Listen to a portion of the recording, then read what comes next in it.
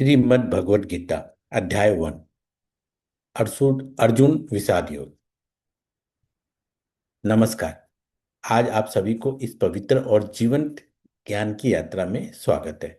आज से हम भगवद गीता को सिर्फ पढ़ने के लिए ही नहीं, बल्कि जीने और समझने के लिए, आत्मज्ञात करने के लिए शुरुआत कर रहे हैं। और ये कोई धार्मिक प्रवचन नहीं है, ये जीवन का मैनुअल है।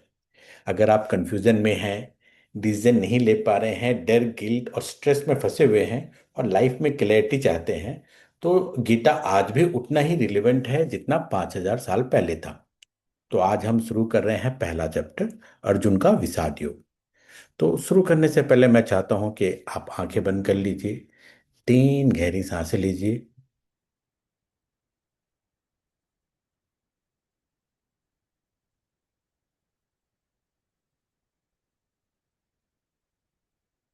और हम मन में एक संकल्प लेते हैं कि हम इसे बड़े ध्यान से देखेंगे। मैं आज गीता सुनने को नहीं, अपने जीवन में उतारने के लिए आया हुआ हूँ।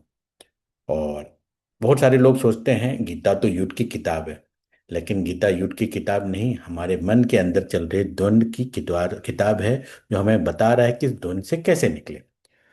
कुरुक्षेत्र कोई मैदान नहीं, ये हमारा अपना ही मन है।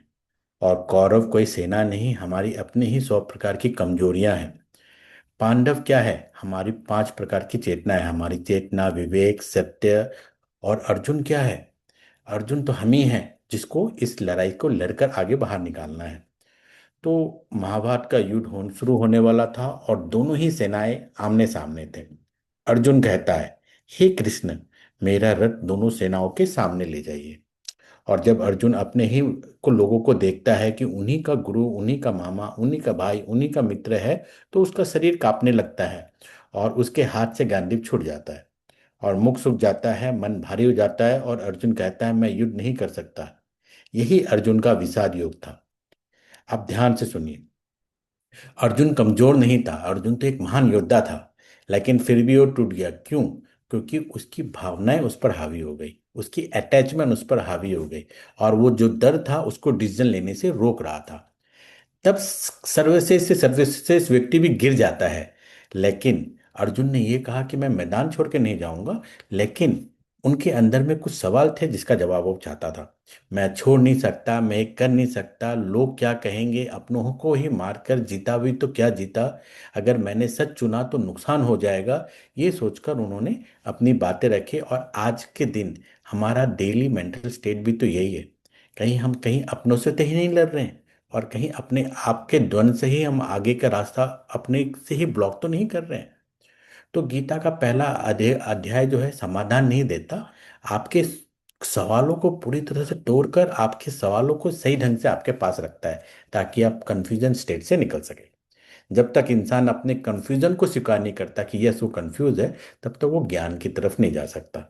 तो अर्जुन ने जब कहा कि मैं भ्रमित हूं, मैं डर गया, मैं निर्णय नहीं ले पा रहा हूं, तो श्री कृष्ण ने उनको क्या कहा कि पहले ये स्वीकार करो, फिर समाधान की तरफ बढ़ो। अब अर्जुन खुद से ये सवाल पूछे, क्या मैं कोई कार्य बार बार टाल रहा हूँ? क्या मैं इमोशनल होकर कोई डिसीजन लेने से रोक रहा हूँ?